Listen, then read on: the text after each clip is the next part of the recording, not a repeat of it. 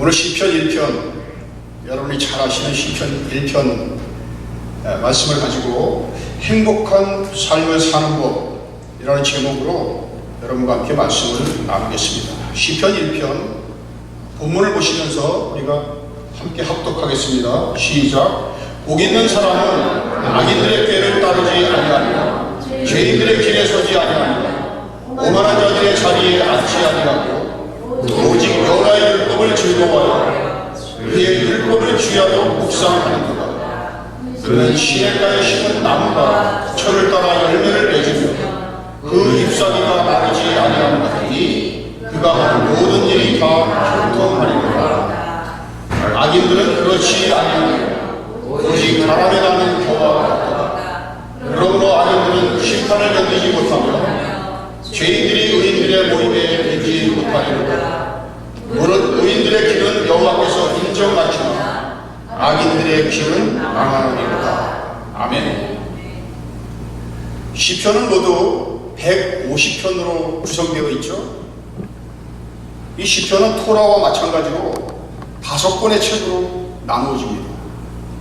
이 5권의 책의 세부 내용을 잠깐 우리가 살펴보면 제1권과 2권은 다윗의 삶, 이스라엘과 연결되는 다윗, 그리고 그의 통치를 다루고 있어요. 그리고 제3권은 이스라엘의 포로 생활, 그리고 그들의 눈물과 고통을 다루고 있고, 제4절에 가면 하나님께서 아브라함을 부르시고 그에게 축복의 약속을 주셨죠. 그 축복의 약속에 근거한 새로운 출애굽의 희망을 보여주고 있습니다.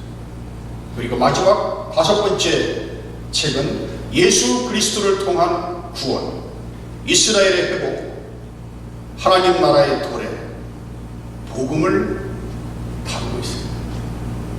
구약성경에서 시편은 복음서라고 말할 수 있습니다. 시편 1편과 2편은 시편 전체를 대표하는 대표작이라고 할 수 있고, 시편 전체에 흐르는 주제와 목적, 그리고 그 핵심 메시지들이 거기 함축되어 있어요. 따라서 시편을 이해하는 데 있어서 시편 1편과 2편은 매우 중요한 역할을 합니다. 시편 1편과 2편은 원래 나누어진 것이 아니라 한 편의 시로 간주되어 왔어요. 그러니까 다음에 이제 시편 2편을 함께 공부하면서 시편 1편과 2편이 어떻게 연결이 되고 있는지, 왜 그것을 한 편의 시라고 간주하는지 우리가 함께 살펴보는 시간을 갖도록 하겠습니다. 하나님의 말씀은 위에서 밑으로 내려오는 거죠. 하나님으로부터 우리 인간에게 전해지는 거예요. 그런데 시편은 반대로 밑에서 위로 올라갑니다. 시편은 우리 인간이 하나님에게 바치는 기도, 찬양, 예배, 그리고 신앙 고백과 간증이라고 할 수 있습니다. 우리가 종종 쓰는 표현 중에 이런 말이 있습니다. 눈물에 젖은 빵을 먹어본 사람이 아니면 인생을 말할 수 없다. 시편은 우리와 똑같은 삶을 살고 간 믿음의 사람들,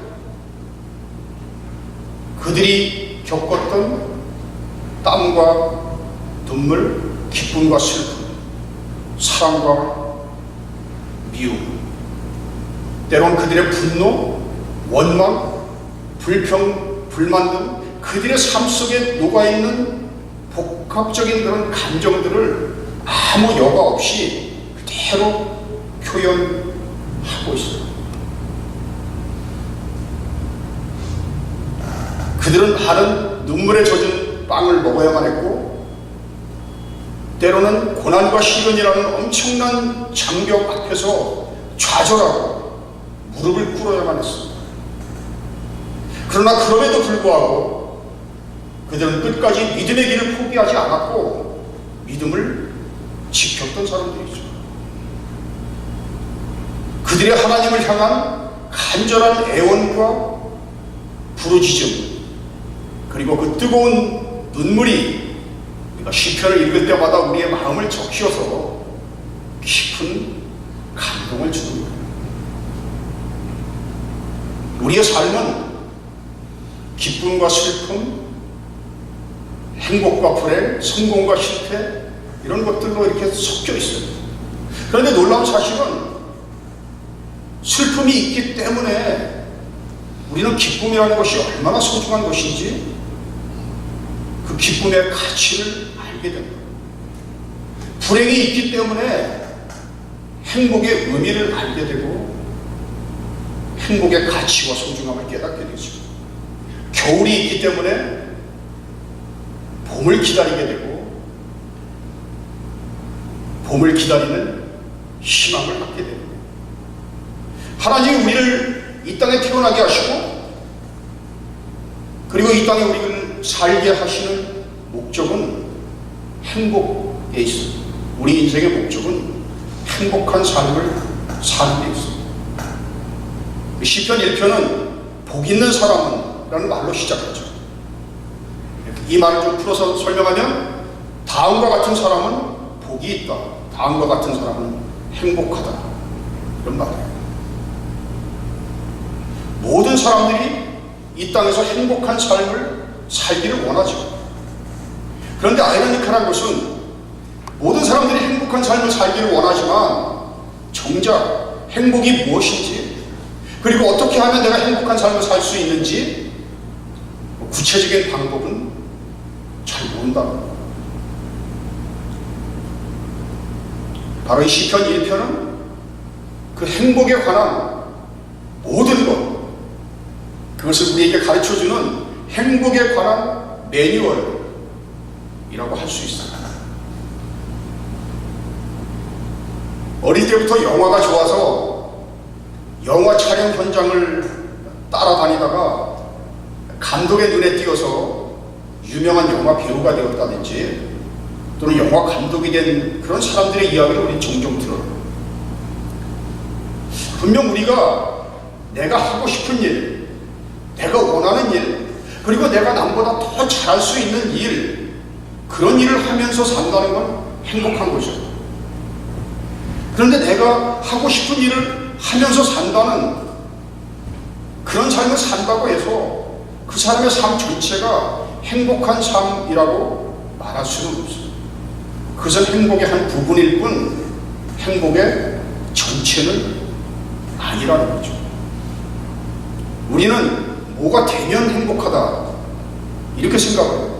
내가 꿈을 이루면 행복할 거고, 내가 성공하면 행복하고, 내가 의사가 되고 변호사가 되고, 내가 원하는 어떤 직업을 가지면 행복하게 될 거고, 또 사람들이 많이 얘기하는 것처럼 무슨 인천에 배가 들어오면 행복할 거고, 아니면 내가 부족한 것, 어떤 결핍을 느끼고 있는 것, 그것이 충족되면 행복할 거라고 믿어요. 과연 그런 것들이 다 채워지면 행복할까요? 내가 원하는 직업을 갖게 되고, 내가 성공하게 되고, 그리고 내가 원하는 모든 것들을 다 소유하게 되면 행복할까요? 그렇게 되면 행복할 거라고 하는 것은 잘못된 믿음에 근거합니다. 우리가 알아야 할 한 가지 중요한 사실은 행복한 삶을 살기를 원한다면 먼저 행복한 사람이 되어야 한다는 거죠.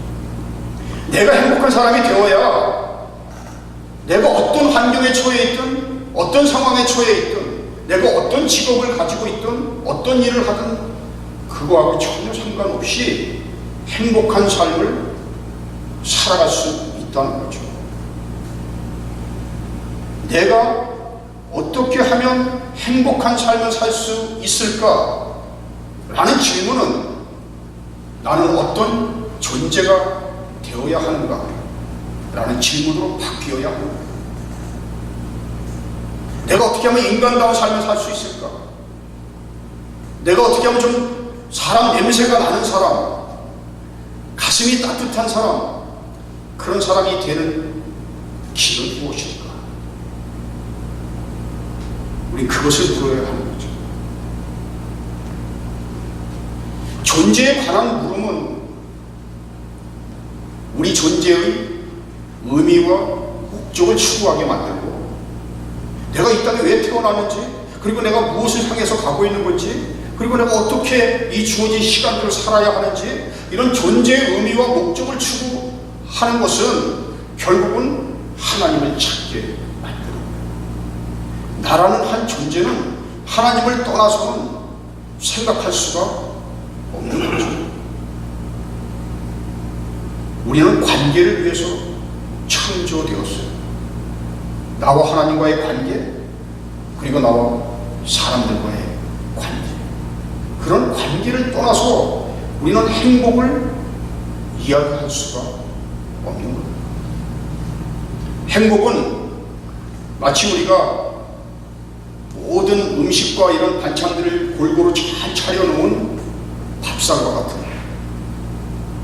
이 행복이라는 단어는 우리가 잘 쓰는 well-being, 그런 단어 많이 쓰죠. 모든 면에 있어서, 모든 면에, 우리 삶의 모든 전반적인 그런 모든 면에 걸쳐서 골고루 건강한 상태를 우리는 행복이라고 말하는 거예요. 내가 육체적으로도 건강하고 영적으로도 건강하고 내 마음도 평안하고 나와 가족의 관계, 그리고 친구와의 관계, 그리고 내가 만나는 사람들과의 관계도 원만하고, 내가 또 원하는 그런 일을 하고 있어서 너무 기쁘고, 그리고 내가 사랑하는 나의 교회, 공동체가 있어서 나는 또 행복하고, 또 그 공동체 안에서 내가 하나님의 일을 할 수 있고, 그리고 그 안에서 내가 봉사하고 누군가를 섬길 수 있어서 나는 행복하고, 이런 모든 것들이 다 어우러져야지 우리는 그것이 바로 행복한 삶이다, 이렇게 말할 수 있는 거예요. 이 행복한 삶과 관련돼서 우리가 기억해야 할 성경 구절이 하나 있습니다. 바로 요한복음 10장 10절이에요. 같이 한번 읽겠습니다. 도둑이 오는 것은 도둑질하고 죽이고 멸망시키려는 것뿐이요, 내가 온 것은 양으로 생명을 얻게 하고 더 풍성히 얻게 하려는 것이다. 예수 그리스도가 이 땅에 온 것은 우리에게 단순히 생명을 주는 그것으로 끝나는 것이 아니라 무엇을 하기 위한 것이라고요? 풍성한 삶을 살게 하는 것이죠. 어번던 풍성한 삶. 여러분, 풍성한 삶이 무슨 뜻일까요? 예수님은 우리가 이 땅에서 풍성한 삶을 살기를 원하서 그 풍성한 삶이라고 하는 것이 무슨 의미가 있을까요? 그게 무슨 말일까요? 풍성한 삶이? 여러분, 행복은 멀리 있는 것이 아닙니다. 지나간 어제는 소용없어요. 과거는 다 이미 지나간 거예요. 나에게 아직 오지 않은 미래도 나에게 중요한 것이 아니에요. 중요한 것은 뭘까요? 지금 현재죠. 더 좁히면은 오늘 나에게 주어진 하루 24시간이 매우 중요한 거죠. 나에게 주어진 하루 이 24시간을 단 1시간도 헛되이 낭비하는 일이 없이 그 24시간을 완전하게 소진하는 것, 그 매 순간순간을 만끽하고 매 순간순간을 기뻐하고 즐기고, 그리고 그 시간 안에서 내가 홀로 사는 시간이 아니라 그 하루 24시간이 하나님과 함께하는 시간이고, 나의 가족들과 함께하는 시간이고, 나의 친구들과 함께하는 시간, 그리고 나의 공동체와 함께하는 시간, 그리고 그 바쁜 시간을 쪼개서 그 24시간 중에서 정말 하나님이 기뻐하시는 일, 생명을 살리는 일, 그 일을 위해서 내가 시간을 쏟을 수가 있다면 그런 것들이 우리를 행복하게 만드는 거예요. 이 풍성한 삶은 나에게 주어진 삶, 하나님께서 나에게 주신 그 시간들을 완전하게 다 쓰고 가는 거예요. 만약 하나님께서 우리에게 하루 $100씩 준다고 생각해 보세요. 하루 일당 $100씩 줘요. 이거 마음대로 쓰라고. 그런데 어떤 사람은 50불만 쓰고, 어떤 사람은 20불만 쓰고, 돈을 다 쓰지 않고 돈을 남기는 사람이 있어요. 그거는 풍성한 삶을 사는 것이에요. 내가 100불을 받았으면 어떻게 해야 돼요? 그 100불을 하나도 남김없이 다 써야 돼요. 나에게 준 시간, 나에게 준 기회, 나에게 준 능력, 나에게 준 그 모든 것들을 아낌없이 다 사용하는 거예요. 그것이 바로 행복한 삶입니다. 그래서 우리가 풍성한 삶, 행복한 삶을 산다는 것은, 여러분 그 마켓 이름이 홀픈 마켓 있죠. 그 이름이 굉장히 좋은 거예요. 그러니까 홀 퍼슨, 홀 라이프, 온전한 삶, 온전한 사람으로서의 사는 것, 그것이 행복이라는 거죠.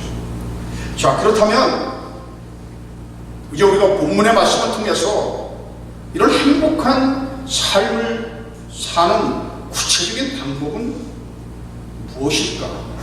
그 세 가지로 한번 그걸 제가 정리를 해봤습니다.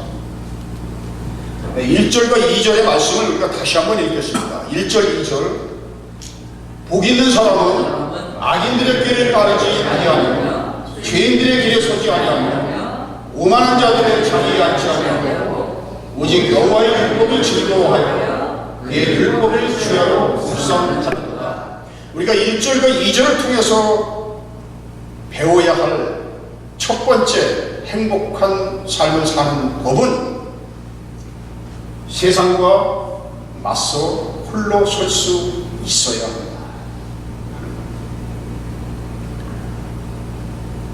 여기 복 있는 사람은 단수형으로 표시가 되어 있어요. 한 사람이야, 한 사람. 근데 그 사람을 둘러싼 악인들은 복수형으로 사용되고 있죠. 한 사람의 복 있는 사람, 한 사람의 의인과 수많은 악인들이 대조를 이루고 있고, 6절에 가면 의인들의 길과 악인의 길이 대조를 이루고 있어요. 이 시편 1편은 히브리어로 아시레이 하이시라는 단어로 시작을 합니다. 그 단어를 잠깐 보겠습니다. 같이 한번 따라해 보실까요? 아시레이. 이 아시레이는 복수형이에요. 그래서 다음과 같은 사람의 복은, 행복은, 이런 뜻인데, 이걸 좀 풀어서 말하면 그냥 복이 있다, 행복하다. 그런데 이 단어를 복이 있다라기보다는 행복하다, 행복으로 이해하는 것이 더 좋아요. 그런데 이 단어가 어디서 왔냐면, 아시레이라는 단어는 아샤라는 단어에서 왔어요. 한번 발음해 보실까요? 아샤. 이 아샤라는 단어는 무슨 뜻이냐면 걷는다는 거예요. 근데 어떻게 걷냐면 그냥 막 걷는 것이 아니라 똑바로 걷는 거예요. 바른 길을 걷는 거죠. 정도를 걷는 거예요. 지금 여기 두 사람의 길이 있어요. 의인의 길이 있고 악인의 길이 있어요. 이 두 갈래의 길이 있어요. 우리가 어느 길을 선택해야 될까요? 어느 길을 걸어야 할까요? 악인들, 죄인들, 오만한 자들, 그들의 길을 걸으면 어떻게 될까요? 6절 끝에 가면 악인들의 길은 망하리로다 이렇게 쓰여있어요. 악인이 망하는 것이 아니라 뭐가 망한다고요? 악인들의 길이 망한다. 악인이 망하는 것이 아니라 악인들의 길이 망한다고 했어요. 이 망한다고 하는 말이 무슨 뜻이냐면, 이 토벳이라고 하는데 이 단어는 아바이라는 단어에서 왔어요. 한번 발음해 보실까요? 아바. 이 아바시라는 단어는 무슨 뜻이냐면 come to nothing. 내가 그 길을 걸었는데 그 죄인의 길, 악인의 길, 그 세상의 길이죠. 왜 사람들이 그 길을 걸어갈까요? 어쩔 수 없이 걸어가는 것이 아니라 사람들이 그 길을 걷는 것은 그 길을 걸으면 거기에 행복이 있을 것 같고, 그 길을 걸으면 내가 세상에서 성공할 것 같고, 그 길을 걸어야 내가 이 땅에서 뭔가를 할 수 있을 것 같기 때문에, 그런 잘못된 믿음 때문에 그 길을 걸어가는 거예요. 근데 그 길을 계속 가다가 보니까 어느 순간 그 길이 끝이 났어요. 더 이상 길이 이어지지 않고 거기서 끝났어요. 그리고 거기 뭐라고 써있냐면, 미안합니다. 길은 여기서 끝났습니다. 돌아가세요. 길을 열심히 걸었는데 아무것도 아니고요. Nothing. 거기 뭐가 있는지 알고 갔더니 아무것도 없어요. 망한다는 것은, 악인들의 길이 망한다는 것은 그 길에 뭐가 있다고요? 아무것도 없는 거예요. 그냥 무의미한 길을 걷는 거예요. 잘못된 길을 걷는 거죠. 우리가 다시 2절에 가면 여기 세 사람이 나오죠. 악인들, 죄인들, 오만한 자들. 첫 번째가 악인들의 뭐를 따르지 않는다고요? 악인들의 꾀를 따르지 않는다. 이 악인들의 꾀를 따른다는 말이 무슨 말일까요? 이제 우리가 좀 이따 설명을 하겠지만 이 토라, 여호와의 율법, 여호와의 가르침과 대조되는 말입니다. 악인들의 꾀는 악인들의 가르침, 그건 세상의 가르침이죠. 하나님의 가르침 아니면 세상의 가르침. 우리가 하나님의 가르침을 버리고 세상의 가르침을 따르면 어떤 결과가 올까요? 하나님의 가르침을 버리고 세상의 가르침을 따르면 그들의 길에 서게 되고 그들과 한편이 되게 되겠죠. 그리고 거기서 조금 더 시간이 지나면 이제 그 자리에 눌러 앉아서 그들과 교제를 나누게 되고 결국은 그들과 하나가 됩니다. 내가 하나님과 하나가 되는 것이 아니라 세상과 하나가 되는 길을 걷는 거예요. 지금 이 악인들의 꾀를 따르지 않냐고, 죄인들의 길에 서지 않냐고, 오만한 자들의 자리에 앉지 않냐고는 점점 단계가 올라가는 거예요. 처음에 그 사람들의 가르침을 따르면 결국 그 사람들의 길에 서게 되고, 그리고는 결국 그 자리에 둘러 앉아서 그 사람들과 하나가 됩니다.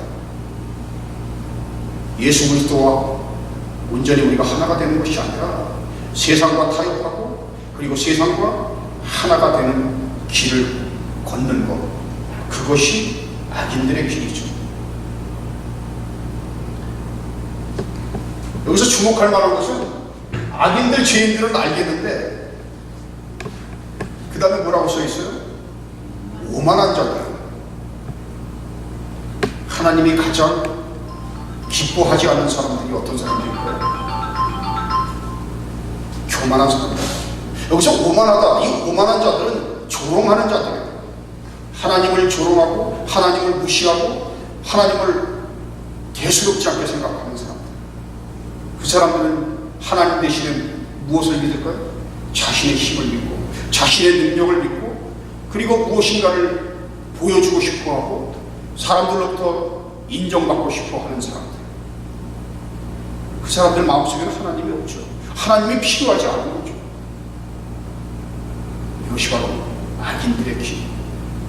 악인들의 결국은 그 길이 그냥 멸망하는 거예요. 그냥 끝나는 거예요. 아무것도 없어요. 그 길을 걸어봐야, 그 길을 100년, 200년 걸어봐야 그 길에는 아무것도 없어요.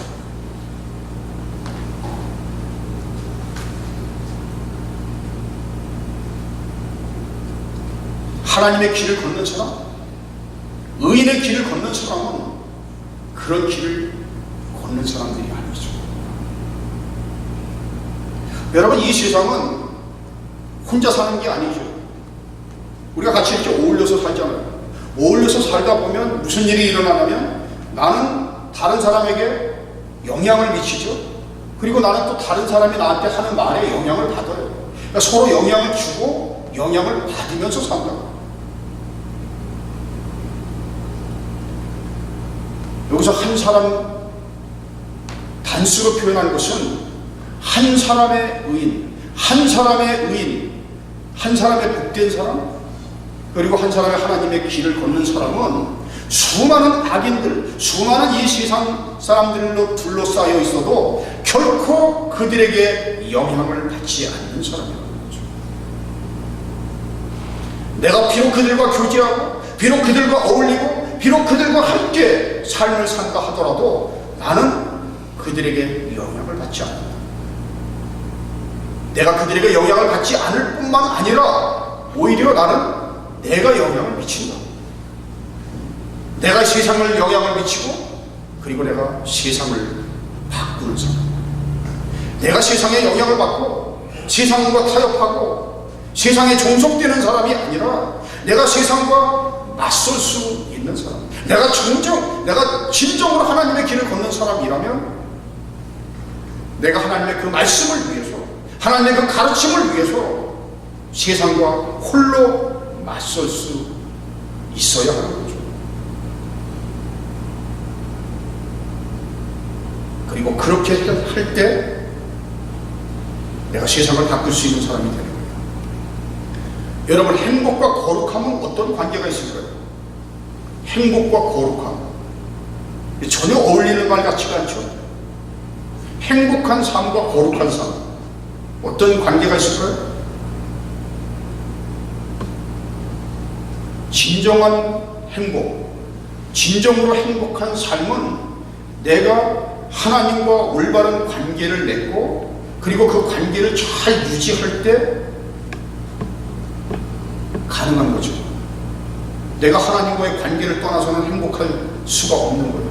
내가 행복한 삶을 산다는 것은 내가 하나님과의 관계를 잘 유지해 가는 거예요. 내가 하나님과 관계를 잘 유지하려면 하나님이 기뻐하시는 삶을 살아야 되는 거죠. 하나님이 기뻐하시는 삶이 어떤 삶일까요?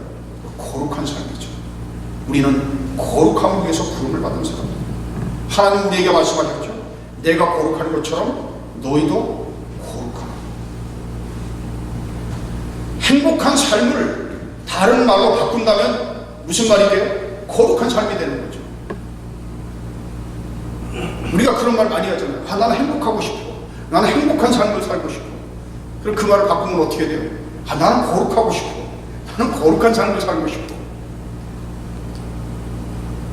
바로 행복한 삶은 거룩함을 떠나서, 도덕성을 떠나서, 윤리적으로 도덕적으로 깨끗한 삶, 하늘을 우러러 한 점 부끄러움이 없는 삶, 그런 진실한 삶이 없는 곳에는 행복한 삶이 없습니다. 내가 아무리 물질적으로 풍족하고 내가 뭐 가진 것이 많고 해서 행복한 것이 아니에요. 행복한 삶을 진정으로 살기를 원하신다면 무슨 삶을 살아야 한다고요? 거룩한 삶을 살아야 합니다. 내가 하나님 앞에서 진정한 한 사람으로, 진실한 한 사람으로 내가 그렇게 설 수 있어야 하고 또 그렇게 살아야 하는 거예요. 신실한 사람, 거짓이 없는 삶, 내가 하나님을 속이고 사람을 속이고 하는 그런 것이 아니라 내가 정말 부끄럽지 않은 삶, 나의 자식들 앞에서, 그리고 내가 만나는 사람들 앞에서, 그리고 하나님 앞에서 내가 부끄럽지 않은 그런 당당한 삶, 그런 거룩한 삶이 바로 행복한 삶이에요. 우리는 너무 물질적으로만 행복을 찾잖아요. 진정한 행복은 거룩함에 있는 거예요. 자, 그렇다면 우리가 이런 거룩한 삶을 어떻게 살 수 있을까요? 행복한 삶이 거룩한 삶이라면 거룩한 삶, 그것은 어떻게 살 수 있을까요? 하나님의 뜻을 알아야 되겠죠. 하나님의 뜻은 어떻게 알 수 있을까요? 말씀을 통해서 알 수 있는 거죠. 하나님의 말씀 안에는 하나님의 뜻이 담겨 있어요. 그래서 우리가 하나님의 말씀을 떠나서는 하나님의 뜻을 알 수가 없어요. 하나님이 무엇을 기뻐하시는지 알 수가 없어요. 결국 행복한 삶을 살려면 그 길이 다 어디에 있어요? 말씀 안에 있다. 말씀을 떠나서는 우리가 행복한 삶을 살 수가 없어요. 여기 밑에 보면 지금 밑에 두 줄이 나옵니다. 다시 한번 읽겠습니다. 오직 여호와의 율법을 즐거워하여 그의 율법을 주야로 묵상하는도다. 이 말씀이 매우 중요한 말씀입니다. 하나님의 말씀 안에 행복한 삶을 사는 길이 있고, 거룩한 삶을 사는 길이 있고, 하나님의 뜻이 있고, 하나님이 기뻐하시는 삶을 살 수 있는 길이 있기 때문에 나는 하나님의 말씀을 사랑하고, 그리고 그 말씀을 가슴에 품고 산다. 여기 여호와의 율법이라고 나와 있죠. 이 율법이 무슨 말일까요? 율법이 히브리어는 토라예요. 토라. 이 토라가 모세오경을 가리키는 말도 되지만, 이 토라의 의미를, 이 성경에는 율법으로 번역되어 있지만 이 토라는 원래는 율법이라는 뜻이 아닙니다. 이 토라의 원래 의미는 가르침이라는 뜻이에요. 하나님의 가르침, 아까 악인들의 꾀를 따른다는 말이 나왔죠. 세상의 가르침 그리고 하나님의 가르침. 내가 하나님의 가르침,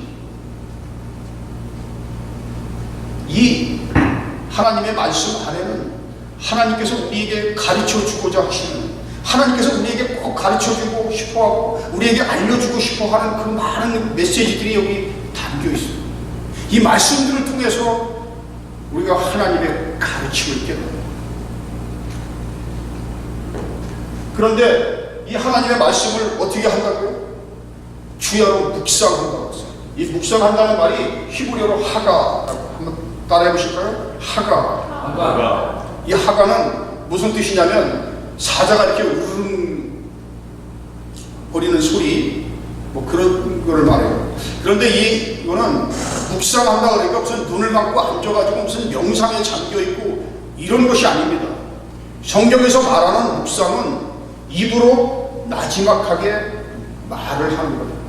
그러니까 입을 꼭 다물고 눈을 감고 있는 것이 아니라 계속 그 유대인들 보면 이 통곡의 벽 앞에서 계속 이렇게 하죠. 이 말을 하는 거예요. 성경 귀절을 계속 되뇌이는 거예요. 그렇게 하는 이유는 뭐냐면 그것이 바로 되새김질을 하는 거예요. 되새김질. 이 묵상의 의미는 되새김질에 있어요. 소가 음식을 되새김질을 하는 것처럼 하나님의 말씀을 씹고 또 씹어서 그것이 내 것이 될 때까지, 내 살이 되고 피가 되고 내 삶의 일부가 될 때까지 하나님의 말씀을 끊임없이 되씹는 거예요. 그것이 바로 묵상한다. 그러면 주야로 묵상한다 그러면 이게 무슨 말일까요? 내가 하나님의 말씀을 아무 일도 안 하고 아침부터 저녁까지 앉아서 그냥 계속 그 말씀을 붙들고 되새김질 한다는 뜻일까요? 아까 제가 행복한 삶을 이야기하면서 그런 말씀을 드렸어요. 행복한 삶을 산다는 것은 멀리 있는 것이 아니라 오늘 주어진 하루를 충실하게 최선을 다해서 내 모든 것을 바쳐서 사는 것이라고 말씀드렸어요. 하나님의 말씀을 주야로 묵상한다는 것은 어디 따로 가서 장소에 앉아서 이렇게 묵상한다는, 뭐 물론 그런 뜻도 있겠지만 더 중요한 것은 나의 일상의 삶 속에서, 삶의 현장에서 내가 끊임없이 말씀을 가슴에 품고 살아야 한다. 내가 어느 곳에 가든 누구를 만나든 어디에 있든 앉든 자든 무엇을 하든 24시간 내 머릿속에 내 마음속에는 뭐가 있어야 한다고요? 하나님의 말씀이 있어야 한다. 그것이 말씀을 묵상하는 거예요. 꼭 여기 뭐 교회 와서 이렇게 무릎 꿇고 앉아있는 것만 묵상하는 것이 아니라 나의 삶의 현장에서 내가 끊임없이 말씀을 되새김질하고, 내가 오늘 읽었던 말씀, 그 말씀이 무슨 뜻일까? 그것을 내 삶에 적용해보고 또 그것대로 실천해보는 거예요. 여러분, 지식은 종류가 두 가지가 있습니다. 죽은 지식과 살아있는 지식이 있어요. 죽은 지식은 내가 누구한테 들었어요. 내가 누구한테 공부를 했어요. 그래서 그 이론과 지식이 내 머릿속에 머물러 있어요. 그건 아무 쓸모가 없는 거예요. 죽은 지식이에요. 그건 배설물처럼 갖다 버려야 돼요. 그것이 살아있는 지식이 되려면 어떻게 해야 될까요? 내가 누군가로부터 전수받은, 누군가로부터 내가 배운 그 지식이 죽은 지식이 아니라 살아있는 지식이 되려면 그 지식을 나의 삶 속에서 적용하고, 그리고 내가 그것대로 살아보려고 몸부림을 칠 때, 그래서 내가 거기서 어떤 깨달음을 받았을 때 그것이 내 지식이 되는 거죠. 그리고 내가 그것이 내 목소리를 통해서 나올 수 있을 때 그것은 이제 다른 사람의 이론이 아니고 다른 사람으로부터 전해받은 것이 아니라 그것은 내 거가 되는 거예요. 나의 지식이 되는 거예요. 여러분, 우리가 복음을 전한다는 것은 바로 그렇게 전하는 거예요. 내가 누구한테 이렇게 들은 그걸 가지고 성경 공부한 거 가지고 내가 누구한테 복음을 전하는 것이 아니라 그것을 끊임없이 되새기고 그것을 내 삶에 적용시키고 그걸 가지고 몸부림을 쳐서 결국은 내 목소리를 통해서 나오는 것, 그것이 바로 복음이죠. 내가 체험한 복음. 내가 누군가에게 복음을 전한다는 것은 내가 체험한 복음을 전하는 거예요. 내가 만난 예수를 전하는 거예요. 내가 만나지도 않았는데 내가 다른 사람들 성경 공부한 거 가지고 가서 얘기하는 게 아니고 내가 체험하고 내가 깨닫고 그래서 내 목소리를 통해서 내 삶을 통해서 나오는 그것을 가지고 얘기할 때 다른 사람을 감동시킬 수 있고 그것이 바로 복음을 전하는 거예요. 바로 이 묵상을 한다는 것에는 그런 의미가 있어요. 이 시편 1편과 짝을 이루고 있는 부분들이 몇 개가 있습니다. 19편, 112편, 119편, 그리고 여호수아 1장. 여호수아 1장 8절 같이 한번 읽어볼까요? 여호수아 1장 8절. 이 율법책을 네 입에서 떠나지 말며 주야로 그것을 불쌍하여 그 안에 기록된 대로 다 지키려 하라. 그리하면 내 길이 평탄하게 될 것이며 내가 형통하리라. 네, 시편 1편은 행복한 삶을 사는 것을 길을 걷는 것으로 비유하고 있죠. 어떤 길을 걷는 거예요? 하나님의 길을 걷는 거죠. 그런데 이 하나님의 말씀을 계속 묵상하고 그 말씀을 묵상하는 것으로 끝나는 것이 아니라 그 안에 기록된 대로 다 어떻게 한다고요? 지켜 행하면 어떻게 된다고요? 길이 평탄하게 된다.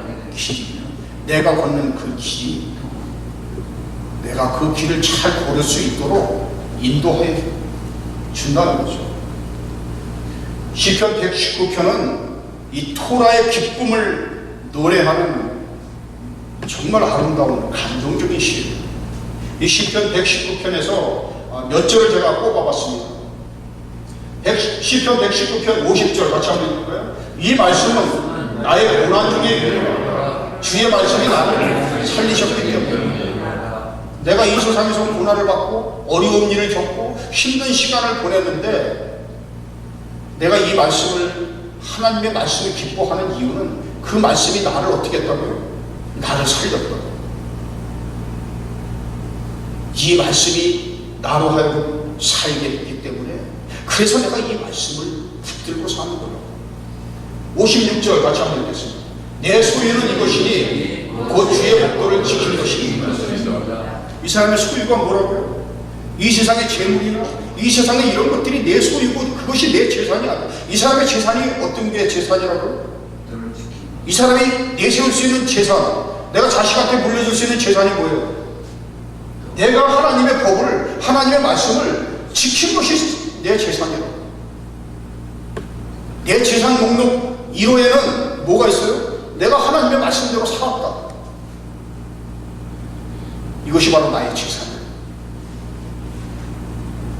내가 하나님의 말씀대로 이 하나님의 말씀 그대로 내가 100% 다 살려고 다 그렇게 사는 것은 아니지만 적어도 내가 이 말씀대로 살려고 최선을 다했다는 거죠. 그리고 그것이 나의 재산이고 그게 내가 내세우는 거예요. 다른 거는 내가 내세울 게 아무것도 없다. 105절 같이 한번 읽을까요? 주의 말씀은 내 발의 등이요 내 길의 빛이다. 행복한 삶을 산다는 것이 길을 걷는 것이라면 바로 하나님의 말씀이 내가 그 길을 걷는데 빛이 되고 등이 되고 내가 길을 잃어버리지 않도록 내가 잘못 가지 않도록 나를 인도한다는 거죠. 여러분, 우리가 이 토라를 얘기하죠. 토라, 하나님의 말씀. 토라는 하나님의 말씀이에요. 그런데 이 궁극적인 이 토라는 누구를 가리키는 말일까요? 토라는 바로 예수 그리스도. 로마서 10장 4절에 율법의 완성은 누구예요? 율법의 목표는 예수 그리스도. 우리가 토라를 찾아가고 하나님의 말씀을 찾아가잖아요. 그런데 요한복음 1장에는 그 하나님의 말씀이 이 땅에 오셨다고. 살아있는 하나님의 말씀이 이 땅에 오셨어요. 바로 예수 그리스도죠. 예수 그리스도가 살아있는 하나님의 말씀. 우리가 하나님의 말씀을 사랑하고 그 말씀을 품고 산다는 것은 결국 누구를 품고 사는 거예요? 예수 그리스도를 품고 사는 거죠. 이 하나님의 모든 가르침의 초점은 예수 그리스도에게 맞춰져 있습니다. 예수님은 요한복음 1장 14절 같이 한번 읽겠습니다. 말씀이 육신이 되어 우리 가운데 거하시되 우리가 그의 영광을 보니 아버지의 독생자의 영광이요 은혜와 진리가 충만하다.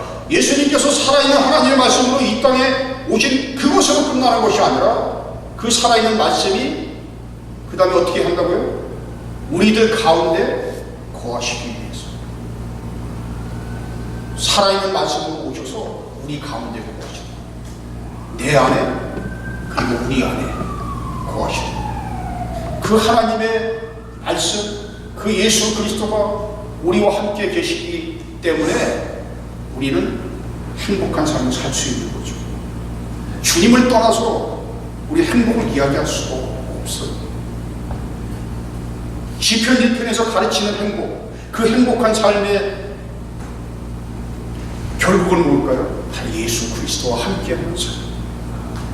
예수 그리스도를 만나고 그리고 예수 그리스도 안에서 예수 그리스도와 함께하는 삶, 그것이 바로 행복한 삶이라는 것을 우리가 깨닫게 되는 거죠. 예수님이 말씀하셨죠. 수고하고 무거운 짐진 자들아 다 내게로 내가 너희를 쉬게 하겠다. 내가 너에게 안식을 주겠고 세상에 줄 수 없는 평화를 주겠고 그리고 내가 너에게 풍성한 삶을 살게 하고 정말 이 땅에서 행복한 삶을 살게 해주겠다. 우리가 말씀으로 돌아가자는 말 많이 하죠. 성경으로 돌아가자, 말씀으로 돌아가자. 근데 결국 그 말이 무슨 말일까요? 예수 그리스도에게로 돌아가자는 말이죠. 우리가 예수 그리스도를 온전히 붙들고 살 때 이 땅에서 진정한 행복을 누리는 그런 삶을 살 수 있는 거죠. 예수 그리스도와 함께하는 삶을 사는 여러분 되시기를 주님의 이름으로 축원합니다. 아멘. 3절 4절 그래 말씀을 통해서 우리는 이제 행복한 삶을 사는 두 번째 방법. 3절 4절 우리가 같이 한번 읽겠습니다. 그는 시냇가에 심은 나무가 철을 따라 열매를 맺으며 그 잎사귀가 마르지 아니할 같으니 그가 하는 모든 일이 다 형통하리로다. 악인들은 그렇지 아니하며 오직 바람에 나는 겨와 낙도다. 1절 2절에서 행복한 삶을 산다는 것은 길을 걷는 것과 같다. 근데 3절 4절에 오면 행복한 삶을 산다는 것은 마치 나무와 같다. 나무의 최종 목표는 뭘까요? 열매를 맺어야 되는 거죠. 열매를 맺지 못하는 나무는 필요가 없어요. 그걸 갖다 버려야 돼요. 행복한 삶을 산다는 것은 그 자리에 정체된 삶을 사는 것이 아니라 끝없이 성장해야 하는 것이고, 그래서 풍성한 열매를 맺어야 합니다. 여러분, 열매를 맺는다는 것이 하루아침에 맺어지나요? 많은 시간이 필요하죠. 때로는 뜨거운 더위를 견뎌야 하고 추위도 견뎌야 하고 혹독한 비바람을 견뎌야 하는 거죠. 그런 고난과 시련, 그런 어려운, 그런 힘든 시간들을 거쳐서 열매를 맺는 거예요. 아무 어려움이 없이 그냥 열매를 맺는 것이 아니라, 우리가 어떤 일을 할 때는 저항이 따르죠. 조그만 일을 하면 조그만 저항이 따르고, 큰 일을 하려면 큰 저항이 따르고, 내가 세상의 가르침을 버리고 하나님의 가르침을 따르기로 결단하면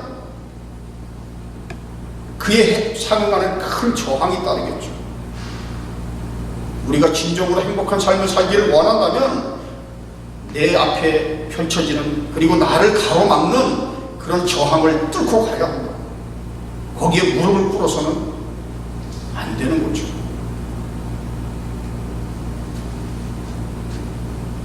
여러분, 디즈니랜드 같은 데 가면 왜 이거 놀이기구처럼 하는 거, 총력열차 같은 거, 이 롤러코스터, 그걸 한 번도 안 타본 사람이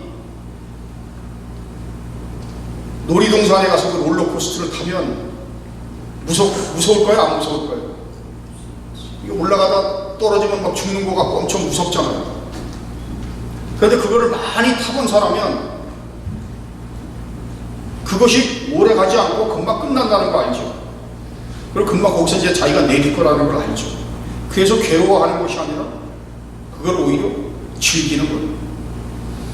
우리가 어떤 고통을 겪잖아요. 고난과 시련을 겪고 내가 지금 고통 중에 있어요. 그런데 정말 우리를 힘들게 하는 것은 그 고통 그 자체보다도 내가 지금 고통을 겪고 있는데 이 고통이 얼마나 갈 건지, 언제 끝날 건지 그걸 모르기 때문에 그래서 힘들어하는 거예요.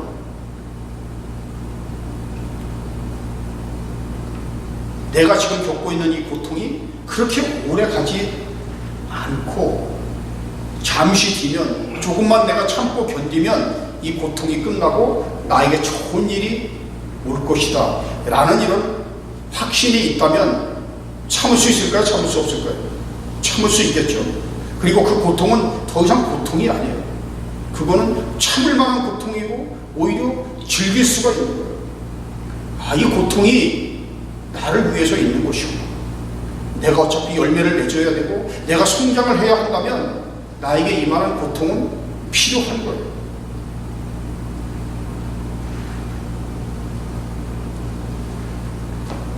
결국 우리가 열매를 맺기 위해서 필요한 것은 그런 믿음과 인내가 필요합니다.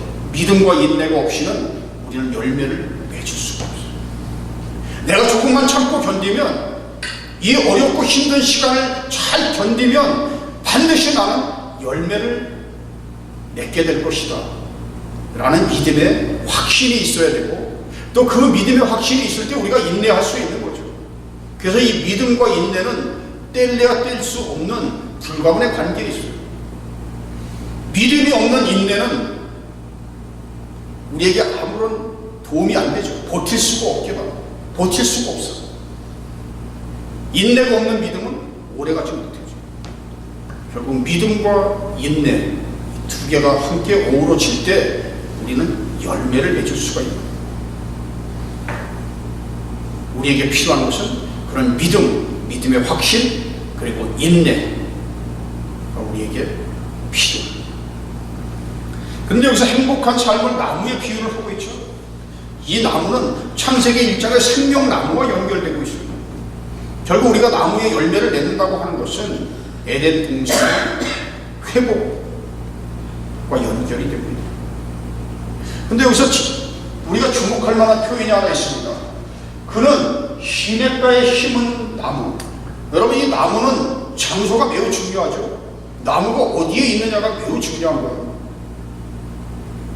근데 시냇가에 심겨진 나무예요. 시냇가에 심은 나무가 아니라 시냇가에 심겨진 나무. 우리가 만약 시냇가에 심겨진 나무라면 우리는 처음부터 시냇가에 있지 않았어요. 우리는 저기 모래밭에 있었고 저기 돌덩어리 있는 그 땅에 있는 나무였어요. 누가 우리를 옮겨다가 시냇가에다 심었을까요? 예수 그리스도가. 내가 예수 그리스도를 만날 때 예수 그리스도가 우리를 시냇가에 옮겨다 심어서 우리는 시냇가에 옮겨진 나무가 되는 거예요. 더 이상 모래밭에 있는 나무가 아니라 시냇가에 심겨진 나무. 나무가 물을 공급받지 못하면 나무는 자랄 수가 없고 열매를 맺을 수가 없죠. 우리에게 필요한 것은 생명의 물, 마인카인, 생명의 물, 성령의 물이 우리에게 필요한 거죠. 그런 물을 통해서 공급되는 그런 성령의 능력, 그런 에너지를 통해서 우리는 어떠한 어려움이 있다 하더라도 참고 견딜 수 있고, 그래서 우리가 마침내 열매를 맺을 수가 있는 거죠. 우리의 행복한 삶은 바로 그런 열매를 맺는 셈이고, 이런 어려움과 이런 고난의 시간들을 뚫고 가야 합니다. 여러분, 우리에게 항상 좋은 일만 있는 것이 아니죠. 내가 좋고 기쁜 일만 일어나서 나는 너무 행복해. 그건 누구나 할 수 있는 일이에요. 근데 나에게 정말 너무 힘든 일이 벌어졌어. 나에게 정말 이해할 수 없는 슬픈 일이 닥쳤어. 불행한 일이 닥쳤어. 그 속에서도 기뻐하고 행복할 수 있는 사람이 진짜 행복한 사람이겠죠. 그런 사람이 진짜 행복한 삶을 사는 사람이죠. 좋을 때 행복한 건 누구나 할 수 있는 거예요. 내가 어렵고 힘든 시간을 보낼 때 그 속에서조차도 나는 기뻐할 수 있고, 그리고 그 속에서도 나는 행복할 수 있다면 바로 그 사람이 진짜 행복한 사람이고 그 사람이 진짜 행복한 삶을 사는 사람. 우리가 시냇가에 심겨진 나무라면 우리는 그렇게 할 수 있는 거예요. 아무리 비바람이 쳐도 혹독한 뭐가 온다 하더라도 우리는 살아있는 물을 공급받기 때문에 고난과 시련 속에도 즐거워할 수 있고 그것을 기꺼이 받아들일 수 있고 그리고 그 안에서도 우리는 행복할 수 있어야 합니다. 이것이 바로 행복한 삶을 사는 두 번째 방법입니다. 이제 마지막 5절 6절로 가겠습니다. 5절 6절을 우리가 같이 한번 읽겠습니다. 그러므로 악인들은 심판을 견디지 못하며 죄인들이 의인들의 모임에 들지 못하리라. 의인들의 길은 여호와께서 인정하시나 악인들의 길은 악하니라. 네, 지금까지 의인이 단수로 표시가 되었어요. 한 사람의 의인. 그런데 그 한 사람의 의인이 지금 5절 6절에 와서는 복수형으로 바뀝니다. 여기는 의인들, 악인들 모두 복수형으로 쓰여 있어요. 그런데 우리가 주목해야 할 한 단어가 있습니다. 의인들의 모임. 의인들의 모임이 뭘까요? 공동체죠. 교회. 우리는 공동체를 떠나서는 행복한 삶을 살 수가 없어요. 나 혼자 행복한 삶을 살 수가 없는 거예요. 행복이라고 하는 것은 어차피 관계에 의해서 결정되는 거예요. 나와 하나님과의 관계, 그리고 사람들과의 관계. 결국 우리는 공동체 안에서, 공동체 중심의 삶을 통해서 배우고, 사랑하고, 섬기고, 그리고 그 안에서 행복을 느끼게 되는 거예요. 내가 행복하면 내가 내 옆에 있는 사람, 내 친구, 내 옆에 있는 사람을 행복하게 해줄 수 있는 가능성이 15%예요. 그러니까 내가 행복하면 내 옆에 있는 사람이 15%가 행복할 수 있어. 근데 이 사람이 또 행복하면 이 사람 옆에 있는 사람은 10% 행복하게 해줄 수가 있어. 우리가 행복한 사람과 함께 하면 행복해져. 근데 불행한 사람들과 같이 있으면 어떻게 될까요? 불행하는 거예요. 옆에 있는 사람이 맨날 죽겠다고, 못 살겠다고, 나 죽어야지 그러면 그 사람 내가 따라다녀서 24시간 그 사람하고 같이 있으면 내가 행복할 수 있을까요? 행복할 수가 없어요. 행복은 나눌수록 커지는 거예요. 내가 옆에 사람으로부터 행복한 사람을 만나면 나도 행복해지겠죠. 그렇지만 더 중요한 것은 내가 행복한 사람이 되는 거예요.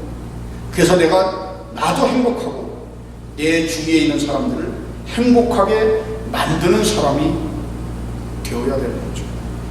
공동체 안에서 그런 사람들이 모일 때 이 공동체가 행복한 공동체, 행복을 나누는 공동체가 될 수 있는 거죠.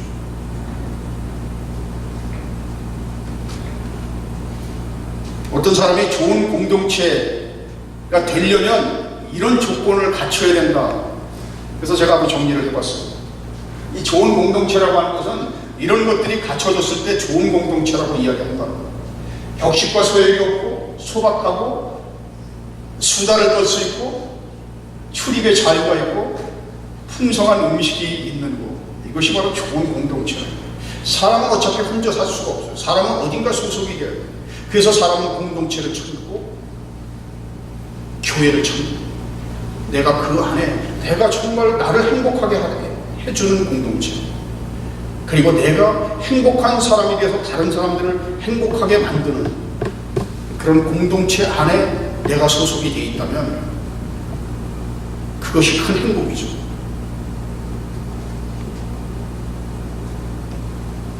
진정으로 행복한 공동체는 한 생명을 내 몸처럼 소중히 여기고 행복을 나누는 사랑의 공동체가 진정으로 행복한 공동체입니다.